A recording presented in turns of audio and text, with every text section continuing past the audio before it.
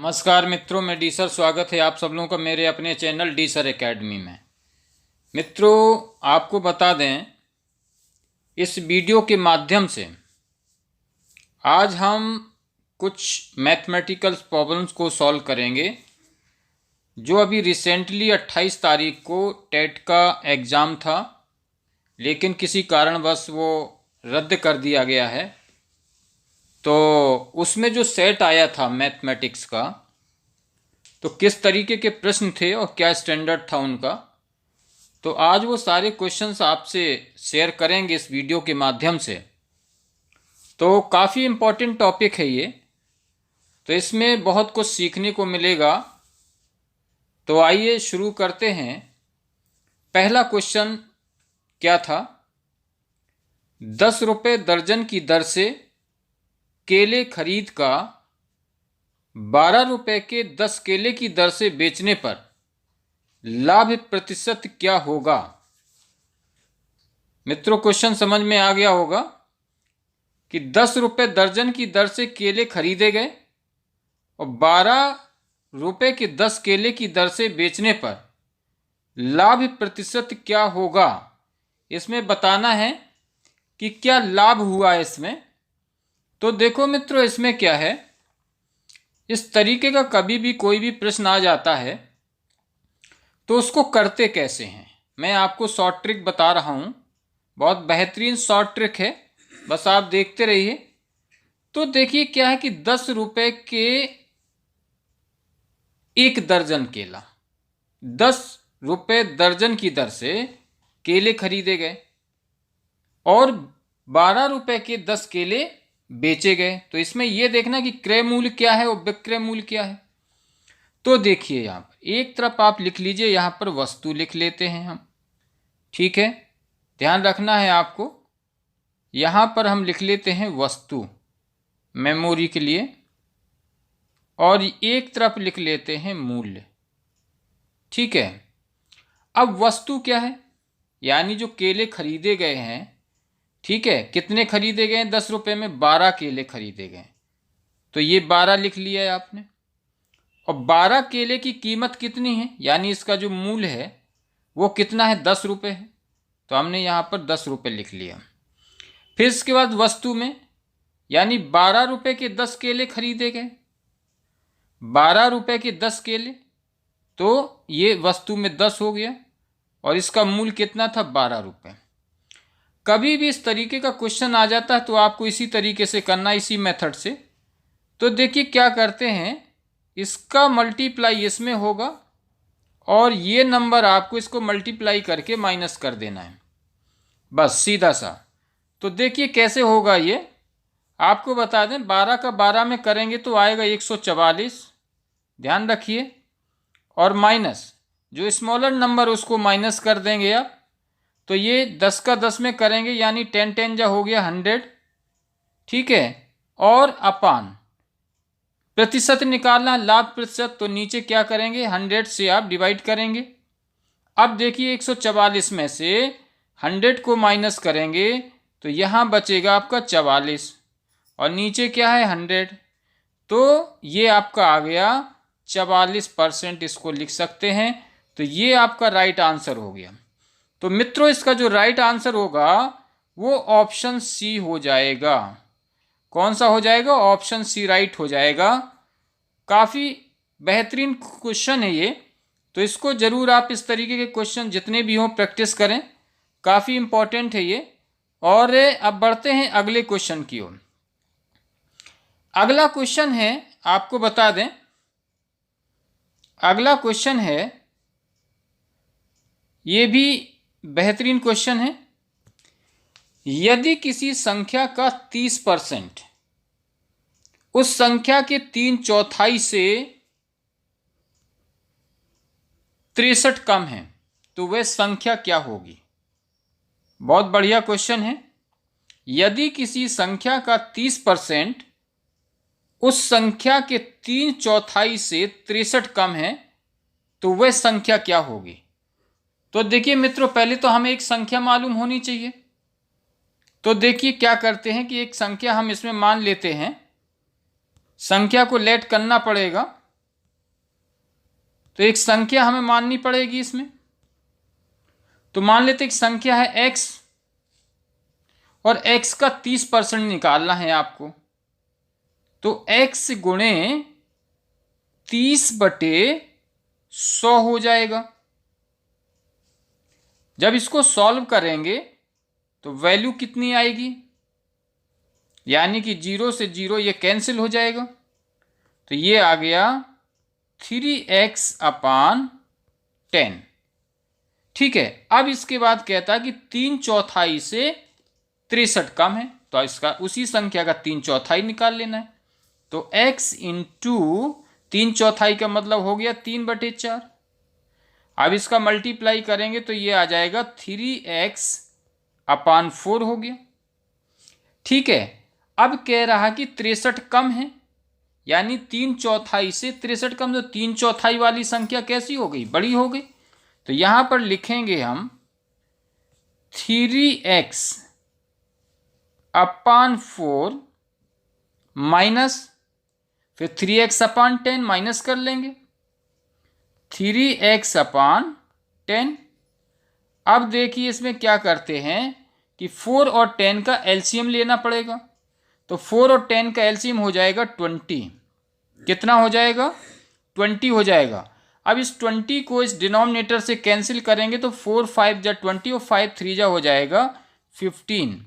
तो ये आ गया 15x माइनस 10 2 जा 20, ये 2 टाइम्स हो गया, तो 2 3 जा 6, यानी कि ये आ गया 6x आपका।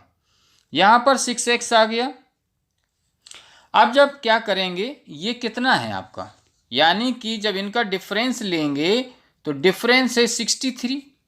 जब 3/4 यानी किसी संख्या का जो 30% उस संख्या के 3/4 से 63 कम, तो ये 63 के इक्वल हो जाएगा। ठीक है, जब 63 के इक्वल हो जाएगा, अब यहाँ पर 15x आ गया, 15x में 6x माइनस करेंगे, बचेगा यहाँ पर 9x अपान 20 हो जाएगा, इज इक्वल टू 63। अब इसका क्रॉस मल्टीप्लाई करेंगे, तो जब क्रॉस मल्टीप्लाई करेंगे तो ये आएगा आपका 9x। 9x is equal to हो जाएगा 63 इंटू 20।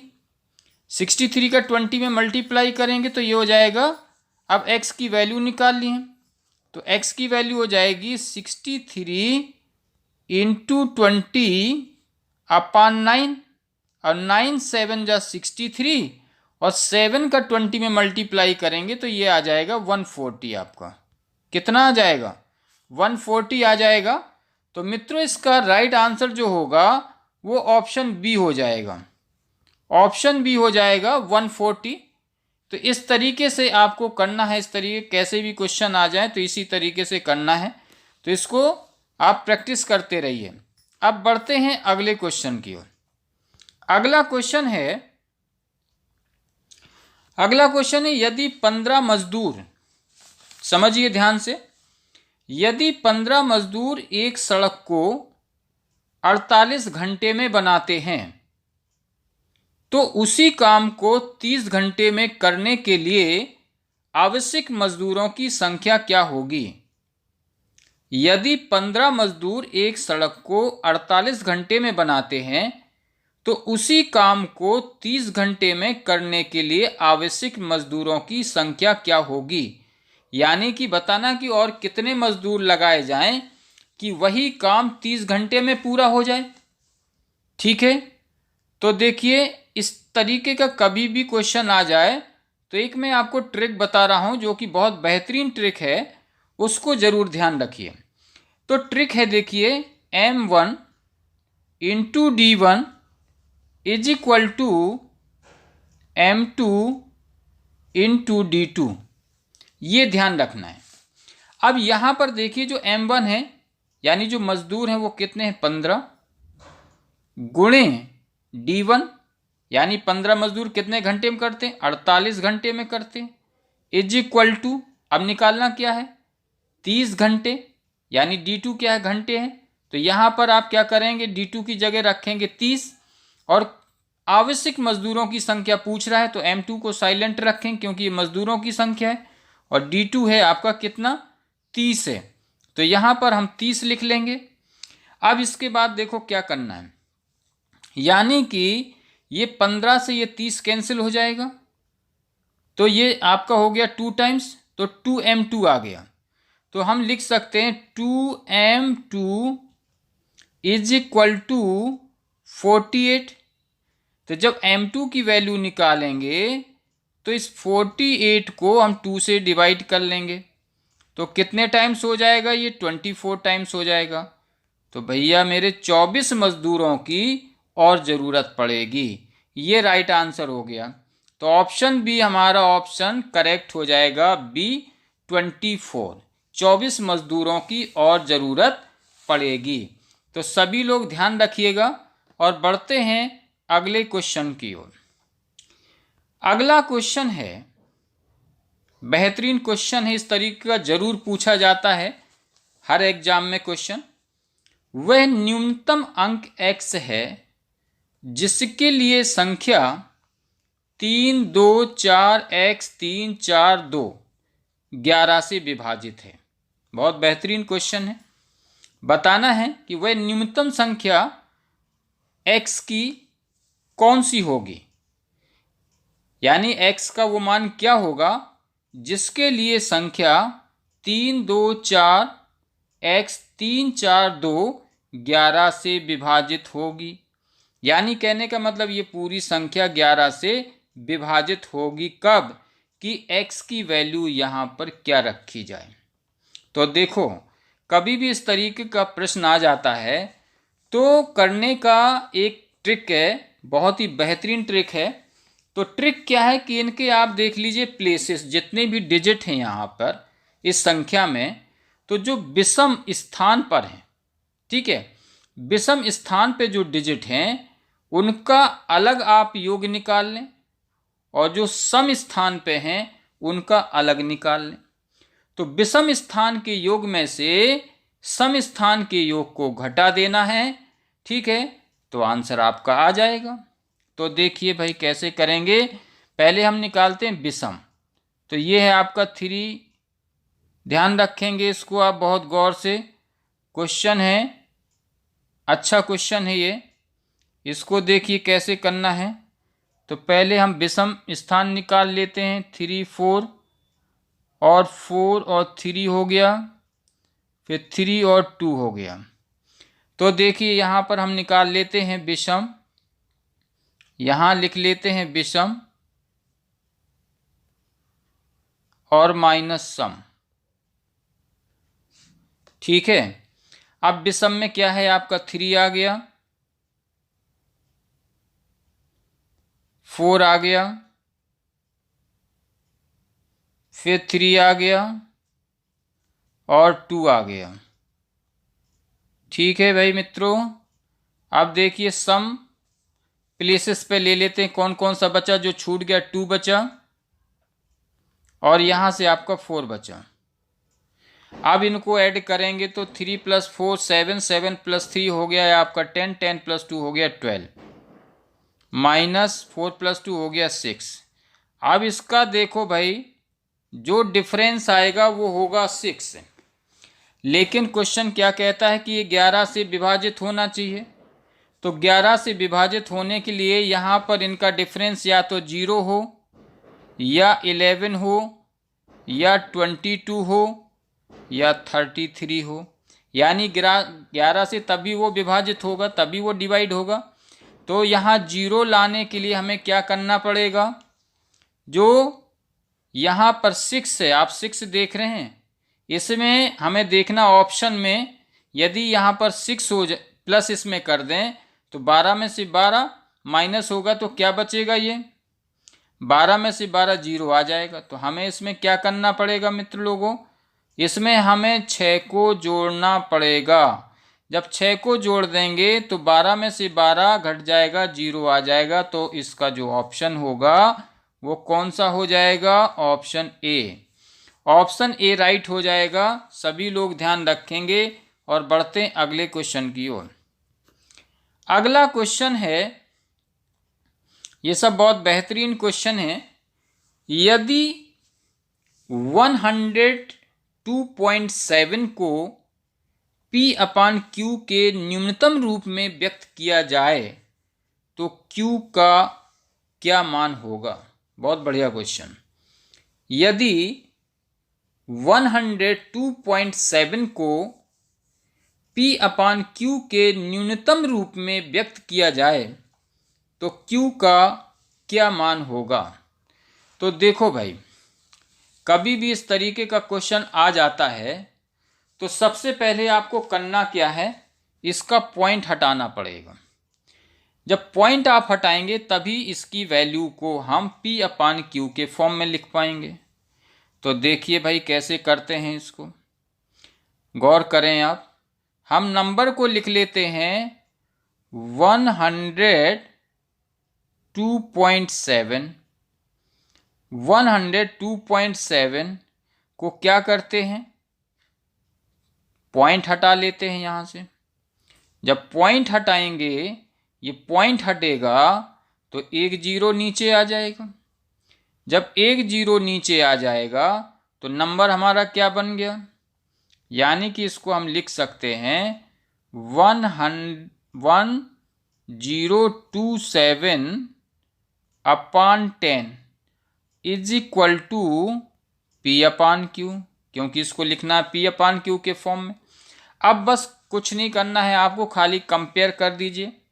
यहाँ पर P की वैल्यू हो जाएगी 1027, ये P की वैल्यू हो गई, और Q की पूछ रहा है तो Q की वैल्यू हो जाएगी 10। तो देख लीजिए ऑप्शन में कौन सा नंबर टैली कर रहा है, तो Q की वैल्यू हो जाएगी 10। तो Q की वैल्यू आपकी 10 आई, तो देखिए ऑप्शन ए में है, ऑप्शन ए राइट हो जाएगा। इस तरीके से क्वेश्चन को करना है। तो बढ़ते हैं अब अगले क्वेश्चन की ओर। अगला क्वेश्चन है, काफ़ी इम्पोर्टेंट है। 600 रुपये साधारण ब्याज की दर से, ध्यान देना है यहाँ पर आपको, 600 रुपये साधारण ब्याज की दर से 4 वर्ष में 720 रुपये हो जाता है। यदि ब्याज की दर 2% बढ़ा दिया जाए तो ये धन कितना हो जाएगा। यानी 600 रुपये साधारण ब्याज की दर से 4 वर्ष में ये धन हो जाता है 720 रुपये। तो यदि ब्याज की दर 2% बढ़ा दी जाए तो ये धन कितना हो जाएगा। तो देखो मित्रों, इसके लिए साधारण ब्याज का मैं बता रहा हूँ एक फार्मूला है आपको, तो आप ध्यान दीजिए इसको। यानी कि सिंपल इंटरेस्ट होता है, simple interest is equal to होता है PRT अपान 100। आप एक फार्मूला को ध्यान रखिए। अब यहाँ पर देखो क्या है कि P यानी जो प्रिंसिपल है हमारी 600 रुपये। रेट ऑफ इंटरेस्ट यानी 2% बढ़ा दिया जाता है, तो 2 गुणे टाइम कितना है, 4 वर्ष है, ठीक है, और नीचे 100 होता ही है ऑलरेडी, ध्यान देना है आपको।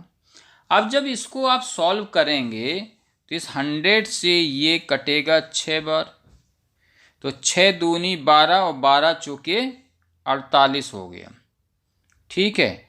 यहाँ आ गया आपका 48। अब ध्यान ये देना है कि 720 रुपये तो हमारे पास पहले था ही, ठीक है, 720 रुपये ये था और प्लस ये 48 इसमें और जुड़ जाएगा। तो मित्रों कितना हो जाएगा, ये 8 + 0 8 हो जाएगा, 4 + 2 हो जाएगा 6, और यहाँ से आ जाएगा 7। तो इसकी वैल्यू बन गई 768 रुपीज़। यानी कि जो ये धन बनेगा वो 768 रुपये बनेगा। अब देखिए किस ऑप्शन में है 768 रुपये, तो ये ऑप्शन आपका हो जाएगा फर्स्ट, ऑप्शन फर्स्ट करेक्ट हो जाएगा। सभी लोग ध्यान रखेंगे। और बढ़ते हैं अगले क्वेश्चन की ओर। अगला क्वेश्चन है कि कोई संख्या अपने 20% से 60 अधिक है। कोई संख्या अपने 20% से 60 अधिक है तो वह संख्या क्या होगी। बहुत बेहतरीन क्वेश्चन है। कोई संख्या, तो भाई हमें तो क्या करना है कि कोई भी संख्या 20% से 60 अधिक है, तो कोई भी चीज़ 100% होती तो 20% से 60 अधिक है, तो 20 माइनस कर लेंगे 100%, बचेगा 80%। ध्यान देना है यहाँ पर आपको, बचेगा यहाँ पर 80%, तो लिखेंगे 80% किसके बराबर होता है, ये 60 के बराबर हो जाएगा। 80% की वैल्यू है 60, तो मित्रों 1% की वैल्यू कितनी हो जाएगी, 60/80 हो जाएगी। 0 से 0 कट जाएगा, 6 और 8 को हम 2 से कैंसिल कर लेंगे तो बचेगा 3/4। तो 1% की वैल्यू आ गई 3/4। तो हमें चाहिए 100% की वैल्यू, यानी कि वह संख्या क्या होगी, यानी पूरी संख्या चाहिए, कितनी होगी, तो 3/4 इंटू 100 हो जाएगा। अब इस 100 को 4 से डिवाइड करेंगे तो ये 25 टाइम्स हो जाएगा, और 25 का मल्टीप्लाई करेंगे 3 में, तो 25 3 होता है मित्रों 75। तो वो जो धन होगा, वो जो नंबर होगा, वो जो संख्या होगी, वो होगी 75। अब देखिए इस ऑप्शन में कौन सा है, डी ऑप्शन राइट हो जाएगा, 75 करेक्ट हो जाएगा। और बढ़ते हैं अगले क्वेश्चन की ओर। अगला क्वेश्चन है, ये भी बेहतरीन क्वेश्चन है। संख्या 3070 के सर्वाधिक निकट 17 से पूरी तरह विभाजित होने वाली प्राकृतिक संख्या कौन सी है। संख्या 3070 के सर्वाधिक निकट 17 से पूरी तरह विभाजित होने वाली प्राकृतिक संख्या कौन सी है, यानी 17 से विभाजित हो पूरी और 3070 के आसपास की हो, तो वो प्राकृतिक संख्या बतानी है। तो कभी भी देखो मित्रों इस तरीके का क्वेश्चन आ जाता है, तो जो संख्या होती है, जिस संख्या के पूछ रहा है कि इसके सर्वाधिक निकट है और जिस संख्या से ये पूरी तरह विभाजित है, तो उसी संख्या से इस बड़ी संख्या को आपको डिवाइड करना होता है। तो देखिए मित्रों ध्यान देना है इसको, हम क्या करते हैं कि 3070 को 17 से भाग करते हैं, तो 17 एकम 17 होगा, यहाँ पर माइनस करेंगे तो कितना बचेगा, अब यहाँ पर हो जाएगा 10, 10 में से 7 करेंगे बचेगा कितना 3, और ये बचा आपका यहाँ पर 2, 2 में से 1 करेंगे तो कितना बच जाएगा 1। अब क्या करेंगे, अगला नंबर ले लेंगे 7, तो 137 हो गया, और 137 में ठीक है ना, 17 से जब 137 को आप डिवाइड करोगे तो कितने बार होगा, यानी कि 17 8 जा होता है 136, तो ये 8 टाइम्स हो जाएगा। तो 136 आया, 136 को माइनस करेंगे तो यहाँ से वैल्यू बचेगी 1, और बचा ये 0, तो 0 को ले लेंगे तो ये आ गया हमारा शेष। अब देखो मित्रों, अब करना क्या है, जो 3070 है, जो 3070 है, इसको आप क्या करेंगे 3070 और प्लस, फिर इसमें डिवाइजर जो होता है, डिवाइजर में से हम रिमाइंडर को माइनस कर लेंगे, ठीक है। तो 3070 प्लस डिवाइजर यानी जिससे हमें डिवाइड करना है, जिससे पूरी तरह विभाजित होनी है, तो डिवाइजर यहाँ पर कितना है, डिवाइजर है यहाँ पर 17, और रिमाइंडर हमारा जो शेष बचा, ये शेष कितना बचा था 10, तो इस 10 को माइनस कर लेंगे तो मित्रों ये 3070 और प्लस 17 में 10 को माइनस करेंगे बचेगा 7, और इस 7 को इसमें हम 3070 में जोड़ देंगे तो ये 3077 बन जाएगा। तो ये हमारी निकटतम संख्या है जो 17 से पूर्णतया विभाजित होगी मित्रों, तो इसको ध्यान रखना है।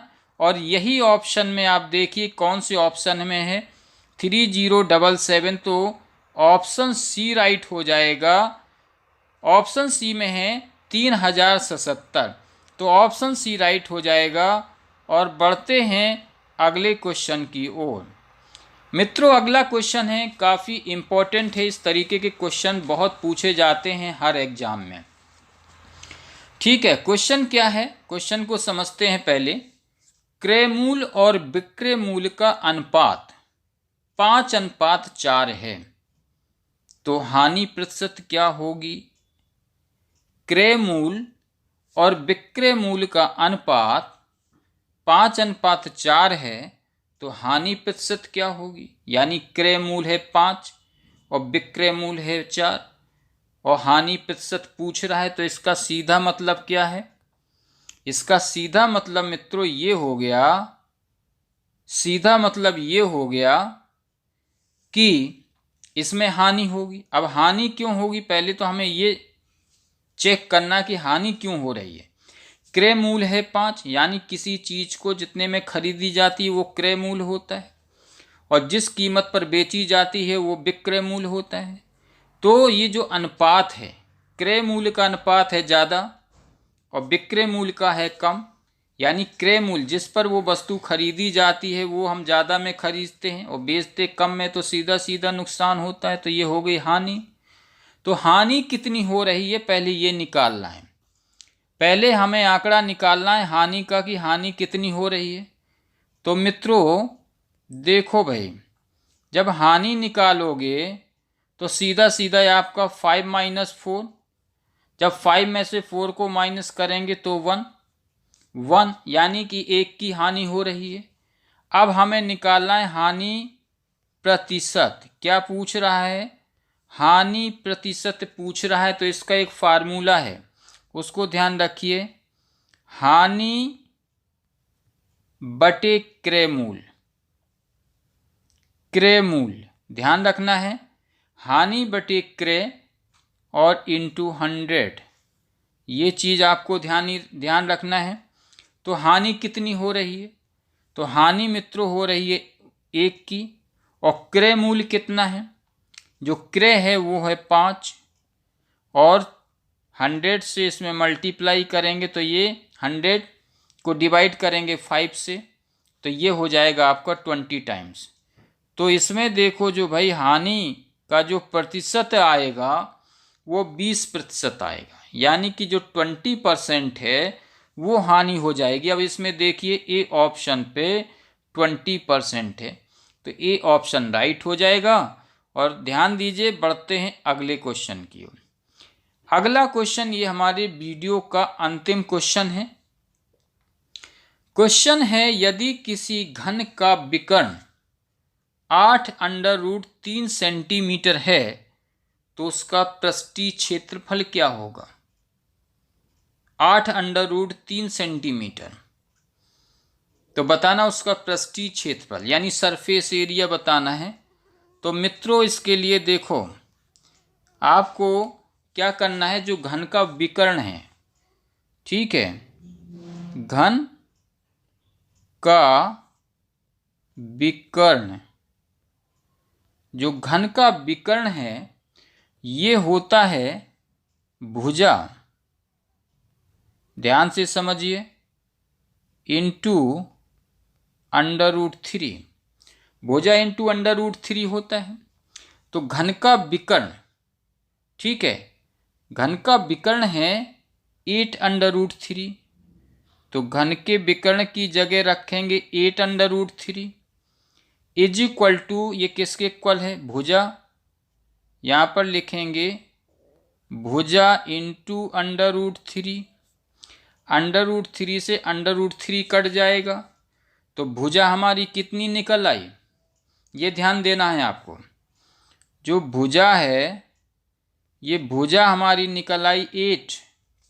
अब इसका निकालना पृष्ठ का, घन का पृष्ठीय क्षेत्रफल, यानी जो घन होता है, घन का पृष्ठीय क्षेत्रफल निकालना है।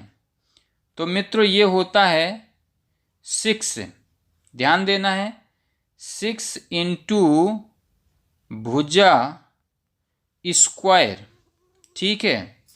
तो 6 इंटू, अब भुजा कितनी है 8 है, तो 8 का स्क्वायर करेंगे, ये हो जाएगा 64, और 64 का 6 में कर लेंगे मल्टीप्लाई, तो 6 4 जा हो जाएगा 24, कैरी 2, 6 6 जा 36, 36 प्लस 2 हो जाएगा 38। इस तरीके से आपका 384 सेंटीमीटर स्क्वायर आ गया। तो मित्रों ऑप्शन डी राइट हो जाएगा। आप लोग देख लें ये डी में है, सभी लोग ध्यान देंगे, 384 सेंटीमीटर स्क्वायर। तो ये बहुत ही बेहतरीन क्वेश्चन थे। अभी मैंने इसमें 10 क्वेश्चन किए हैं, अभी कुछ क्वेश्चन और भी बाकी हैं, तो मैं नेक्स्ट वीडियो में कराऊंगा। तो इसको आप पूरा देख लें, रिवीजन कर लें, अच्छे से पढ़ लें, और नेक्स्ट मिलते हैं हम नेक्स्ट वीडियो में। तो बने रहें आप लोग, काफ़ी इम्पोर्टेंट है ये। और चैनल पर पहली बार हैं तो चैनल को सब्सक्राइब कर लें और बेल आइकन दबा लें, ताकि ऐसे इम्पोर्टेंट वीडियो आपको समय से मिलते रहें और आपकी पढ़ाई होती रहे। तो मित्रों मिलते हैं अगले वीडियो में। Okay, all the best.